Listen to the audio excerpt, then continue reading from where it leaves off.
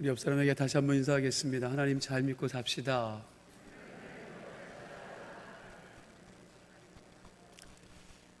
이제 새롭게 또 10월을 시작할 텐데 여러분 2022년도 세 달 하나님의 은혜 가운데 잘 마무리하시고 하나님께서 형통케 하시는 은혜들을 경험하고 또 여러분들을 통해서 마지막 세 달 일하시는 은혜들을 좀 경험할 수 있는 시간들이 되어지기를 축원합니다.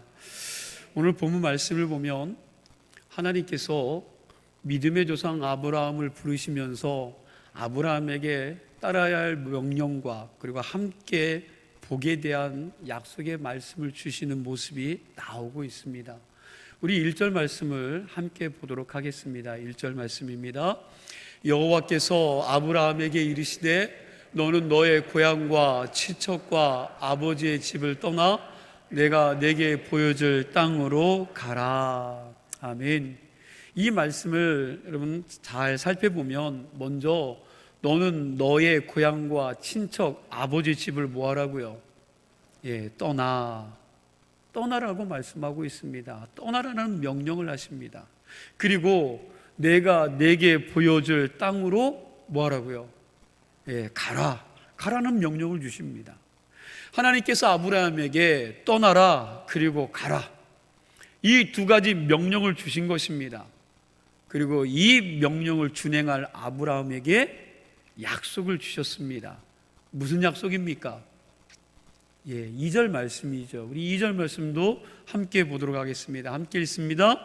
내가 너로 큰 민족을 이루고 내게 복을 주어 내 이름을 창대하게 하리니 너는 복이 될지라. 아멘. 하나님께서 복을 약속하여 주셨는데 어떤 복입니까? 너로 큰 민족을 이룰 것이다. 그리고요, 또 내 이름을 창대하게 할 것이다. 이러한 복은 그 복 자체로, 여러분 복이라고 하기보다는 명령에 순종하고 살았을 때, 명령에 순종하고 살았을 때 결과적으로 맺혀지는 복입니다. 그럼 진짜 복은 무엇일까요? 2절의 마지막 부분입니다. 너는 복이 될지라. 이 약속이 있다는 것을 우리는 주목할 수 있어야 합니다.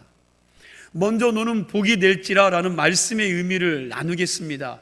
우리 그래서 다시 한번 2절 말씀을 함께 봉독하도록 하겠습니다. 함께 읽습니다. 내가 너로 큰 민족을 이루고 내게 복을 주어 내 이름을 창대하게 하리니 너는 복이 될지라. 아멘.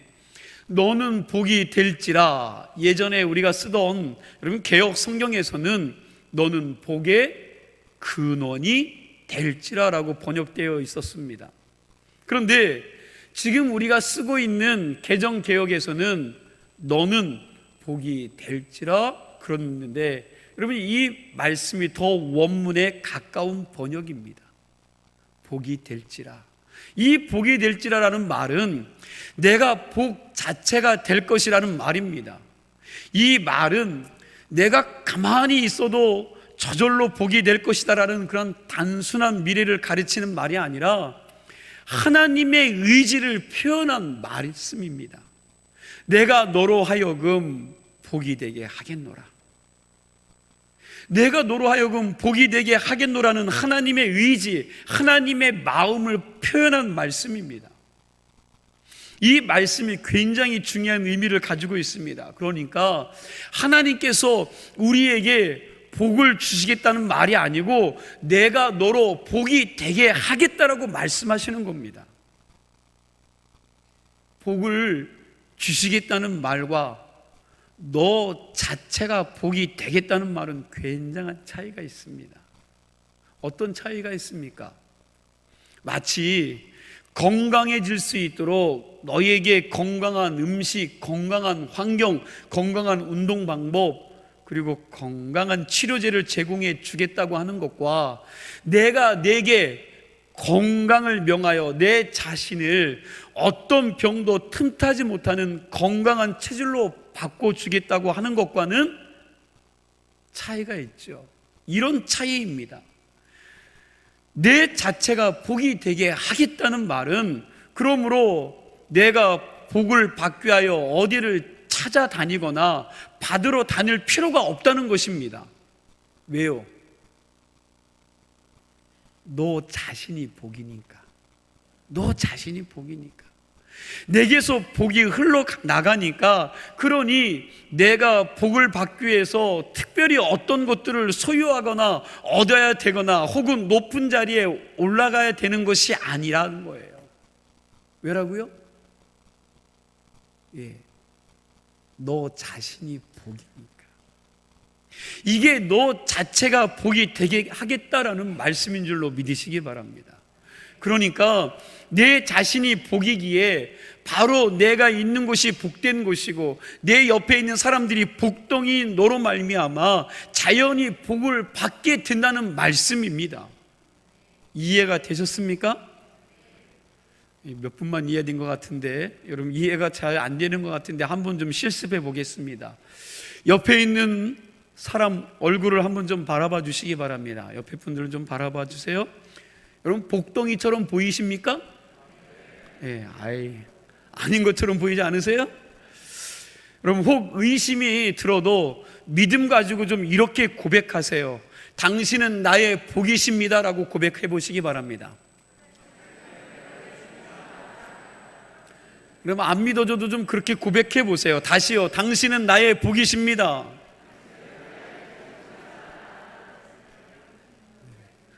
말을 좀 바꾸어서 한 번 더 해보겠습니다. 좀 아닌 것 같이 느껴져도 그냥 좀 따라 해보십시오. 당신은 나의 복입니다. 아멘. 안 믿어져도 그렇게 믿으시길 바랍니다. 주문진교회 성도님들은 또한 저의 복입니다. 여러분들이 있기에 제가 목사로 여기 있는 거지요. 여러분들이 있기에 제가 말씀을 준비하고 여러분들이 있기에 기도하면서 여러분들을 섬기다 보니까 제가 하나님의 은혜와 사랑을 받게 되는 것입니다. 그러니까 여러분들을 통해서 제가 하나님과의 그러한 사랑, 하나님으로부터 오는 그 은혜를 받는다는 겁니다.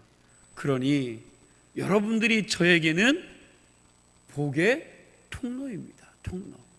이걸 좀 거꾸로 얘기해도 마찬가지입니다. 좀 창피하고 쑥스러운 이야기지만 이사무 목사가 여러분들의 복인 줄로 믿으시기 바랍니다.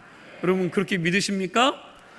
못 믿겠다는 표정 듣는 분들도 있는데, 여러분 저는 여러분들의 복입니다. 저를 통하여 하나님께서 여러분들에게 복 주신다는 거예요. 이게 오늘 본문 2절의 말씀의 내용입니다. 수많은 사람들이 행복을 찾겠다고, 행복하게 살아보겠다고 온 세상을 휘젓고 다닙니다. 주문진에 살다가 강릉으로 이사를 갑니다. 강릉에 살다가 기회만 있으면 원주로, 서울로 이사를 갑니다. 서울에서 살다가 분당으로 이사가고, 그리고 분당에서 일산으로 이사를 갑니다. 그리고 일산에서 살다가 이게 아니네, 그래도 강남이 최고지하고 강남으로 이사를 갑니다. 분당, 일산, 강남으로 왔다 갔다 하다가 그것도 부족하니까 또 어디로 갈까요? 이민 갑니다. 이민. 그런데 이민 간 사람들이 가만히 그곳에 정착하며 사느냐? 또 그렇지 않다는 겁니다.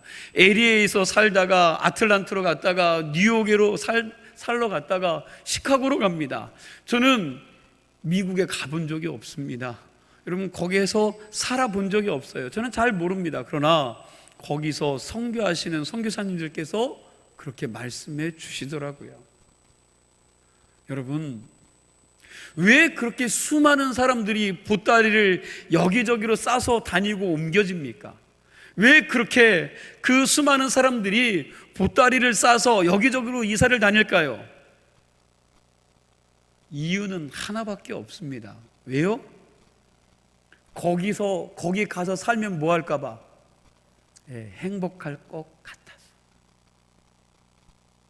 거기 가서 살면 행복할 것이다라는 생각을 하기 때문에 그렇습니다. 수많은 사람들이 많은 것을 소유하면 행복할 것이라고 생각해서 여러분 돈을 열심히 봅니다. 권력의 높은 자리에 올라가면 행복할 것이라고 생각하기에 치고받고 머리가 깨지도록 싸웁니다. 여러분, 정치인들을 좀 보세요. 자기들끼리 더 좋은 자리 차지하려고 여러분 길을 쓰고 비난하고 싸웁니다. 꼼 잡는 게 매라고 온갖 편법과 어떤 더러운 짓을 일삼아도, 무슨 짓을 해서라도 이기기만 하면 장땡입니다. 다 그 자리에 올라가면 행복할 것이라고 생각하기에 권력의 높은 자리를 차지하려고 하는 것입니다. 또 사람들은 명예로운 이름을 얻으면 행복할 것이라고 생각하기에 가장 추한 방법을 써서라도 명예를 얻으려고 합니다. 그러나 성경이 가르쳐주는 분명한 사실이 하나가 있습니다. 하나님이 너를 복으로 삼아 주셨는데 내 존재 자체가 복이라는 것을 깨닫기 전까지는 내가 온 세상을 휘젓고 다녀도 너는 결코 행복할 수 없다라는 사실입니다. 내 옆에 있는 사람이 너의 복이라는 것을 깨닫기 전까지는 내가 어디를 가서 무엇을 하든지, 그리고 수억만금을 소유하고 있다 할지라도, 가장 높은 자리에 올라간다 해도 너는 행복할 수 없다는 것입니다. 이것이 오늘 본문이 우리에게 주시는 메시지입니다.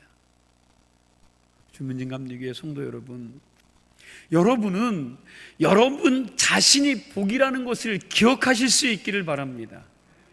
여러분 자신이 복이요, 그리고 내 옆에 있는 사람이 내게 복 주시기 위해서 하나님께서 나에게 붙여주신 복동이라는 것을 기억하실 수 있기를 바랍니다. 이제 한 번 더 실습하도록 하겠습니다. 아까는 하라고 하니까 그냥 마지못해서 고백했겠지만, 여러분 지금은 정말 여러분 믿는 마음으로 고백해 보시기를 바랍니다. 옆에 있는 사람들에게 정말 감사하는 표정을 가지고 당신은 나의 복이십니다라고 한번 인사해 보세요.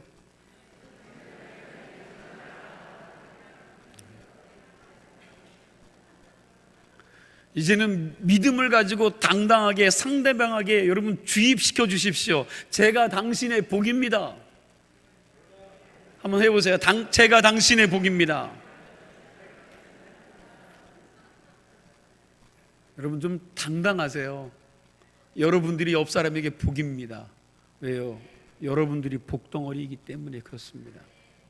제가 아는 목사님 중에 여러분 이런 교인이 있었다라고 말씀을 하십니다. 어떤 집사님의 남편이 술고래였어요. 1년 365일 중에 300일 이상입니다. 300일 이상을 술을 먹었습니다. 직장에서 하루 일과가 끝나면 동료들과 술 먹고 노름하는 것이 이분의 일상생활이었습니다. 그러다 보니까 밤 12시, 새벽 2시, 3시에 집에 들어오는 게 일수였습니다. 본인이야 그렇게 술 좋아하고 노는 것 좋아하니까 문제가 없지만 누가 문제예요? 같이 사는 부인이 얼마나 힘들었겠습니까? 저 남자 만나서 행복한 가정을 꾸리면서 살겠다는 생각을 가지고 결혼해서 살아왔는데 1년, 2년도 아니고 15년 이상 술 먹고 집에 들어오는 남자와 같이 사는 부인이 얼마나 힘들었겠습니까? 그러다 보니 부부지간에 뭐가 자꾸 일어나는 거예요? 그렇죠. 싸움, 다투며 사는 것이 일상이 되었어요. 그러다가 그 부인이 너무너무 힘들어서 어느 날 교회에 나가게 되었습니다. 여러분, 그리고 예수님을 믿게 된 거예요. 그 후 이 부인이 눈에 보이는 세상이 다가 아니라 눈에 보이지 않는 세상이 있다는 사실을 깨닫게 됩니다. 주님을 만나고 나서 그동안은 세상에 보이는 것이 다인 줄 알고 살았는데 주님 만나고 나니까 세상에 보이지 않는 삶이 있다라는 거예요. 하나님의 임재를, 하나님의 나라를 성령의 은혜 가운데 마음으로 경험한 것입니다. 그리고 남편보다 자기를 더 죽도록 사랑하시는 하나님이 계신다는 사실이 깨달아진 거예요. 믿어진 겁니다. 그렇게 신앙생활 하다가 하나님이 주시는 하늘의 평화가 이 아내에게 임한 것입니다. 자, 그런데 신앙생활하면서 하나님이 주신 마음으로 남편을 보기 시작합니다. 그럼 하나님이 주신 마음으로 남편을 보기 시작하니까 이제 남편이 다르게 보이더라는 거예요. 매일 술 먹고 들어오는 이 남자가 너무 힘들어서 뭐라고 생각했을까요? 왼수. 여러분들 잘 아는 왼수. 늘 이 왼수 입에 달고 살았는데, 여러분 그래도 그렇게 술 진탕 먹고 들어와도 그 다음날 일어나서 자기와 자식들을 위해서 직장을 향해 나가는 그 모습을 보니까 이제는 그 남편이 안 됐다는 생각이 들더라는 겁니다. 남편이 불쌍해 보이더라는 거예요. 그래서 예전 같으면 밤늦게 들어오면 문 닫고 열어주지 않았는데, 이제는 남편이 들어오면 어떻게 해요? 문 열어주고, 여러분 마중 나가서 부추겨서 데려다가 어린아이처럼 양말 벗겨주고, 따뜻한 물 데워다가 발 씻겨주고, 세수시켜주고 잠자리에 들게 한 것입니다. 그리고 그 다음날 아침에는 속 풀라고 뭘 끓여줬을까요? 해장국을 끓여주고 잘 출근하게 했습니다. 여러분, 옛날에는 상상도 못했던 일을 이분이 하게 된 것입니다. 자, 이렇게 되니까 이 부부 사이에서 누가 복을 받은 것입니까? 남편입니까? 아내입니까? 물론 아내도 남편을 섬기는 게 뭐 불행하다고 느껴지지 않았지만, 여러분 그러나 굴러온 복덩이를 경험하게 된 것은 누구라고요? 남편입니다. 왜요? 전에는 술 먹고 들어오면 밤낮 잔소리하고 바가지를 긁었는데, 부인이 예수 믿고 난 다음에는 남편한테 너무너무 잘하거든요. 예전의 모습이 아닙니다. 그러니까 이 가정에 오늘 본문의 말씀이 임하게 된 거예요. 하나님께서 아브라함을 불러 너 내 말을 잘 지키고 행하면, 내 말대로 지키고 행하면 내가 복이 될지라, 내가 너를 복덩이 되게 만들어 주겠다고 약속하신 대로 하나님께서 이 아내를 복덩이로 변화시켜 주신 것입니다. 그런데 아내는 어떻습니까? 아내 편에서는, 여러분 아내 편에서 보면 하나도 복 받은 것 같지 않습니다. 남편만 잔뜩 복 받은 것 같지요. 여러분 남편만 재미 보는 것 같습니다. 그런데 세월이 지나가면서 그 남편도 아내의 영향력을 받아서 교회에 나오기 시작했습니다. 그리고 워낙 똑똑했던 사람이라 1, 2년 교회에 나와서 복음이, 하나님의 말씀이 읽혀지고 그 말씀을 먹으면서 이분에게 하나님의 복음이 들어간 거예요. 살아계신 하나님이 그 안에 들어가서 그가 변화되어지고 주님 만남으로 말미암아 그 복음 앞에 그 삶이 꼬꾸라지게 된 겁니다. 남편 역시 예수를 잘 믿는 사람이 되었고, 그리고 하나님 말씀대로 살아가려고 애를 쓰다 보니까 여러분 이분이 조금씩 변하더니 옛 습관들을 다 벗어버린 겁니다. 그리고 나중에 그렇게 그 교회에 전도를 많이 하는 전도 왕이 됐다는 이야기예요. 그러던 어느 주일날 이 부부가 예배드리러 교회에 나오는 모습을 목사님이 보게 됩니다. 부인은 손에 아무것도 안 들고 앞에서 활기를 치며 걷습니다. 남편은 여러분 오랜 군생활 하셨던 분인데 권위주의에 사로잡혀 있었던 사람이었는데, 그 남편이 자기 성경책 끼고 아내 성경책 끼고 또 손에다가는 부인의 가방까지 들고 오더라는 거예요. 그 모습을 보고 목사님이 아유, 두 분의 모습이 보기 참 좋습니다 그랬더니, 그 남편분이 부인 먼저 예배당 들여보내고 목사님에게 이렇게 말씀하시더라는 거예요. 목사님, 예수 믿기 전에 제가 우리 집사람에게 너무 못할 짓을 많이 했습니다. 아직까지도 우리 집사람이, 우리 아내가 알지 못하는 일들이 너무 많이 있습니다. 나는 남은 세월 동안 우리 집사람에게 평생 종노릇해도 그 빚을 다 갚을 수 없습니다. 자, 이번에는 누가 누구의 복이 되었습니까? 남편이 아내의 복덩어리가 된 것입니다. 사실 가만히 생각해 보면 우리 기독교가 여러분 지향하는 아름다운 세상, 하나님이 꿈꾸시고 우리들에게 마련해 놓으신 이 세상을 한마디로 말하면, 내가 예수 믿으면, 여러분 내가 예수 믿어서 나만 복받는 세상이 아닙니다. 나만 복받고 나만 잘 되는 게 아니에요. 예수 믿어서 내가 복덩어리가 되어 너에게 복을 주고, 내가 예수 믿어서 내 복덩어리가 되어서 내 가정, 내 가장 가까운 내 가족과 내 친구들과 내 이웃과 더 나아가 여러분 이 주문진 땅에, 더 나아가 온 세상에 복을 전해주는 세상입니다. 이게 바로 성경이 가르쳐주는 복음으로 변화되는 아름다운 세상입니다. 여러분, 그런 세상을 한번 좀 만들어 보시지 않으시겠습니까? 그런 세상을 만드는 일을 하나님의 백성들이 이 땅에서 해야 될 사명이라는 거예요. 이제 나의 욕심, 나의 이기심을 뛰어넘지 않고는 여러분 불가능한 일이에요.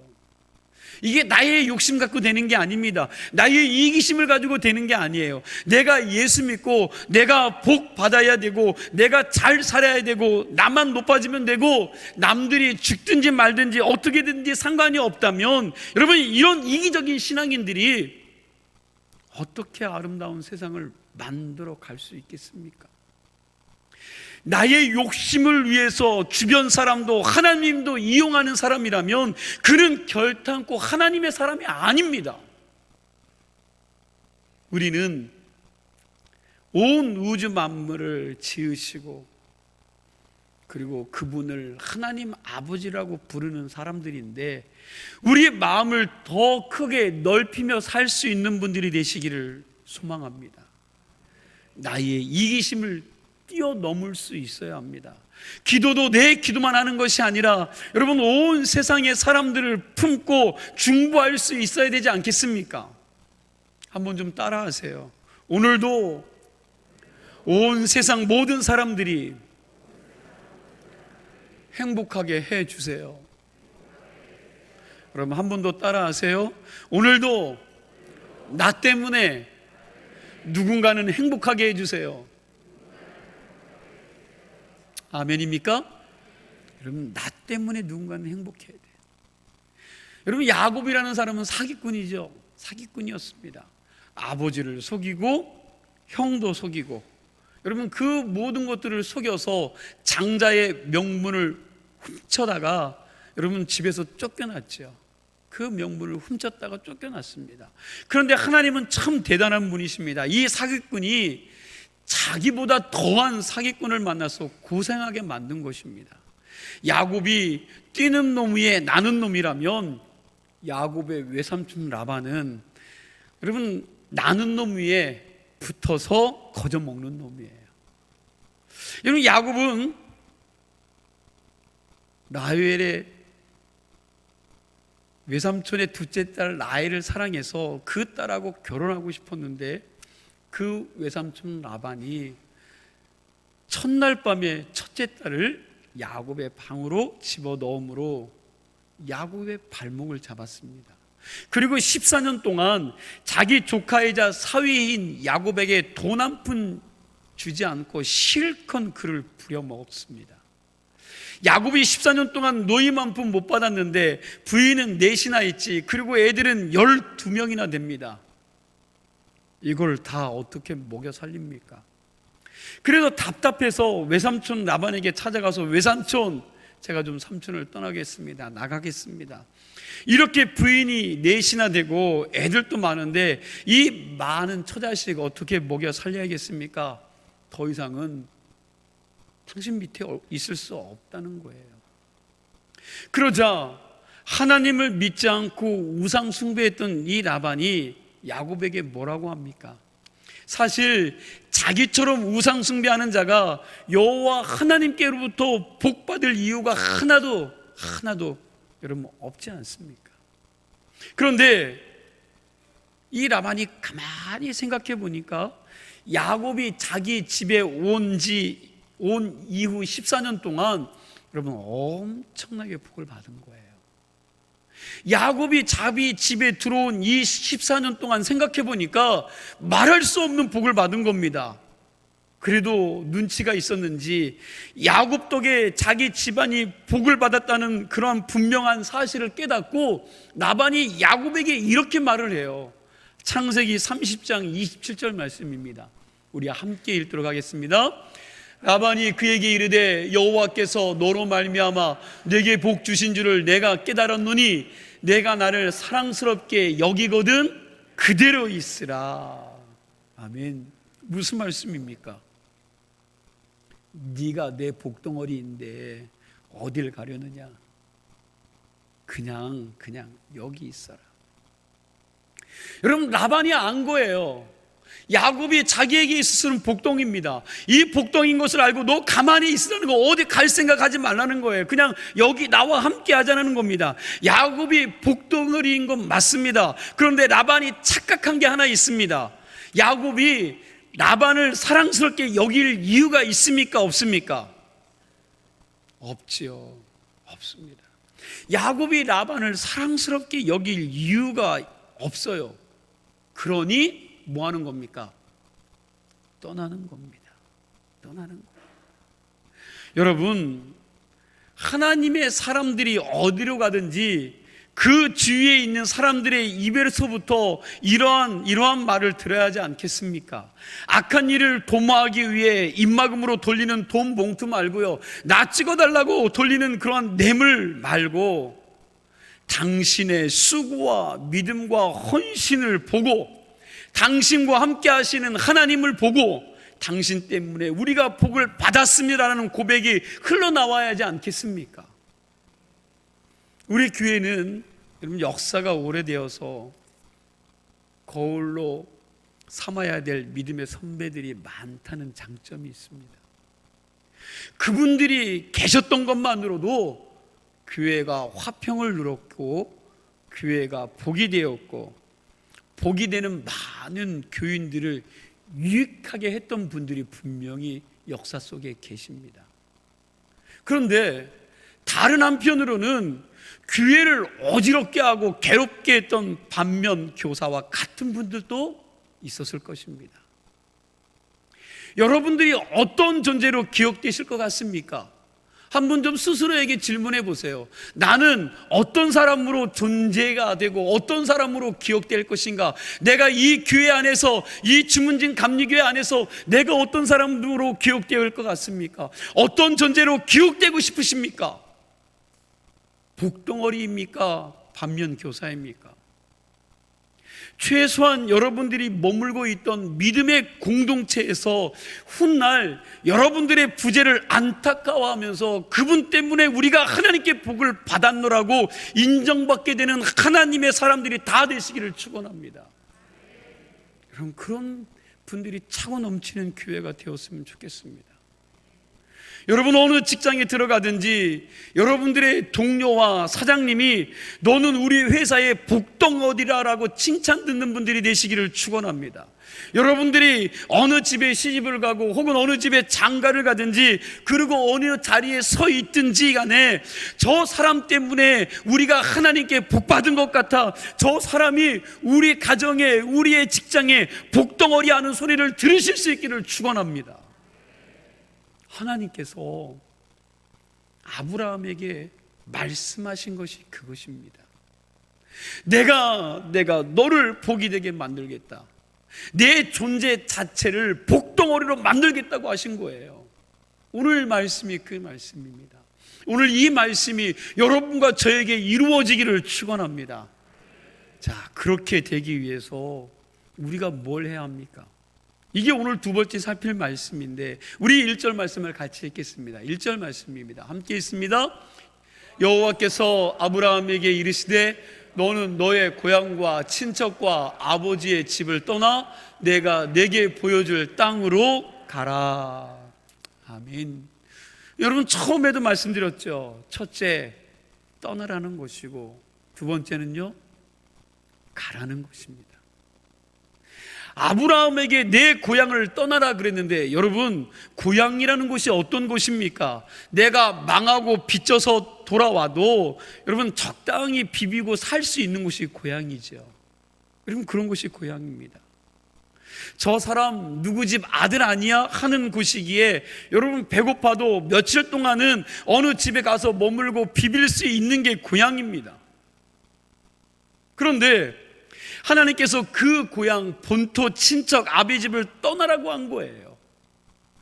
이 말은 이제까지 내가 의지하고 믿었던 것을 버리라는 말씀입니다. 내가 의지하고 붙잡고 있었던 모든 것들을 놓으라는 말씀이에요.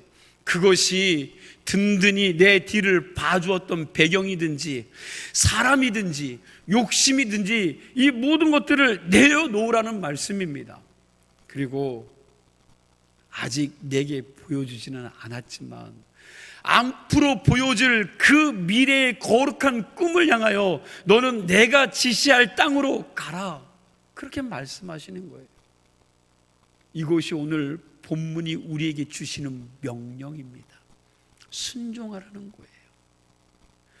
한 사람이 있었습니다. 여러분, 이 사람은 서울대를 졸업하고 서울대 교수님으로부터 앞으로 아주 훌륭한 교수가 될 것이라는 기대를 한 몸에 받고 미국에 유학을 떠났습니다.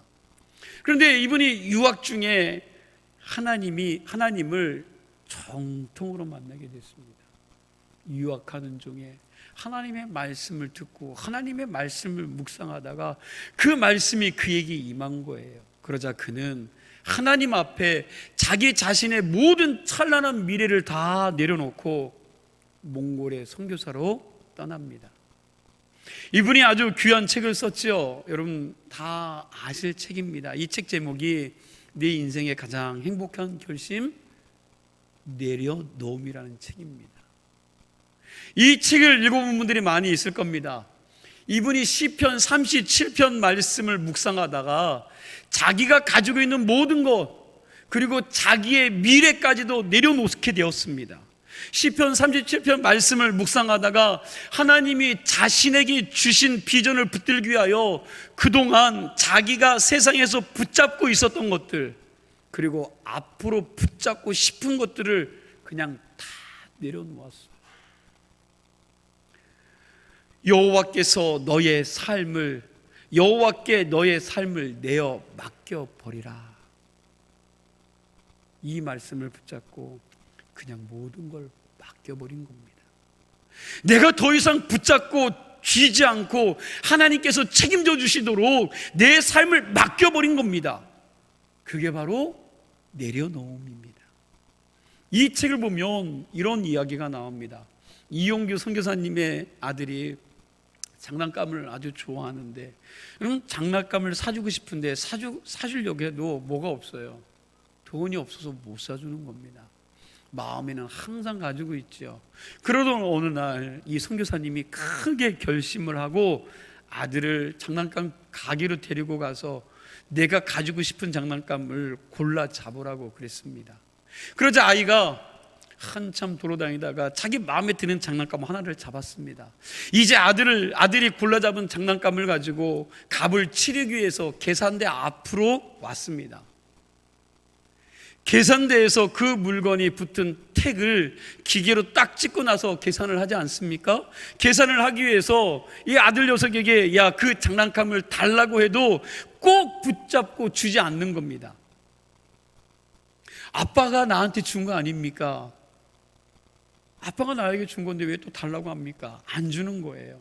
아니, 지금 잠깐 여기다가 보여주었다가 계산하고 금방 다시 줄게, 그러는데도 이 어린 아들은 자기 손에서 그것을 꼭 쥐고 안 놓는 겁니다. 오랜 신랑이 끝에 이 선교사님께서 그 아들을 번쩍 들어서 어디다 놨을까요? 계산대에다 올려놓고 여러분 거기서 택을 찍고 그 아들을 내려놓는 것입니다. 그 아들의 모습을 보면서 이용규 선교사님은 자신의 모습을 본 것입니다. 우리 인간의 모습을 그 아들을 통해서 본 것입니다. 사실 그 장난감을 빼앗는 게 아닙니다. 다시 주려고 잠깐 내려놓으라고 하는데도 못 믿는 겁니다. 아빠도 못 믿고 카운터 캐시도 못 믿고 여러분 아무도 못 믿기에 이건 내 것이라고 끝까지 끌어안고 있는 것입니다. 우리 인생들이 그 어린 아이와 똑같은 심정으로 내가 다 꽉 끌어안고 있어야지 편합니다. 하나님이 더 좋은 것을 주시기 위하여서 야 그것 좀 내려놓으렴, 그것 좀 놔, 손에 쥔 것 좀 놔 하고 말씀하셔도 그걸 못 믿으니까 내려놓지 못하는 겁니다. 꽉 쥐고 내려놓지 못하는 거예요. 여러분 이 모습이 혹시 예배드리고 있는 저와 여러분들의 모습은 아닙니까? 한자어 중에 양수지병이라는 말이 있습니다. 양수지병이라는 말은 양쪽 손에다가 몰려 떡을 다 짚고 있다라는 말입니다. 이 양수지병이 주는 교훈이 무엇입니까? 더 좋은 다른 떡을 받기 위해서는 뭐 해야 돼요? 놔야지요. 지금 붙잡고 있는 떡을 놓아야 된다는 것입니다. 놔야지 새로운 걸 받죠. 놔야지 더 좋은 걸 받습니다. 우리가 시시한 것 잔뜩 쥐고 있으면서 놓지 않으면 하나님이 더 좋은 것들을 준비해 주시고 더 좋은 선물을 주고 싶어도 여러분 이것을 받지 못하니 얼마나 억울한 일이겠습니까? 놓지 않으면 하나님이 주시는 좋은 선물을 받을 수 없다는 것입니다. 알브리턴이라는 사람이 베드로에 대해서 쓴 짧은 글이 있습니다. 풍랑이 있는 바다를 뚫고 걸어오시는 예수님께 베드로가 주님, 정말 주님이시라면 저더러 오라 하소서. 그러자 주님께서 베드로를 향해서 뭐라고 해요? 오라고 말씀하셨습니다. 여러분 오라고 말씀하셨던 그 사건을 이 알브리턴이 글로 쭉 적어서 마지막에 이렇게 말했습니다. 잘 들어보십시오. 당신이 정말 물 위를 걷는 기적을 경험하기를 원한다면 당신이 안주하고 있는 배에서부터 발을 떼어야 합니다. 밖으로 나와야 합니다. 여러분 하나님께서 여러분들을 축복의 통로로 삼아 주셨는데 축복된 세상, 아름다운 세상을 만들기 위하여 내가 틀어지고 있는 것들을 내려놓고 모험을 한번 시작해 보시지 않으시겠습니까? 이런 결단을 하고 하나님이 인도하시는 길로 나아갈 때 하나님은 우리를 축복의 통로로 삼아 이 세상을 아름답게 변화되도록 일하기 시작하실 줄로 믿으시기 바랍니다. 여러분들은 복덩어리예요. 여러분들은 복덩어리입니다. 그러기에 여러분들이 쥐고 있는 것들을 다 놓았을 때 여러분 그 안에 하나님께서 채워주시고 그 채워주신 것이 여러분 복으로 흘러가게 될 줄로 믿습니다. 너는 복이 될지라라고 말씀하시는 이 하나님의 약속이 오늘 여러분과 저의 약속이 되기를 원하고 여러분들의 삶 속에서 이 복덩어리의 역할들이 잘 성취되시며 살아가실 수 있는 은혜가 오늘 여러분과 저에게 성취되어져 가는 역사가 있어지기를 간절히 축원합니다. 기도하시겠습니다.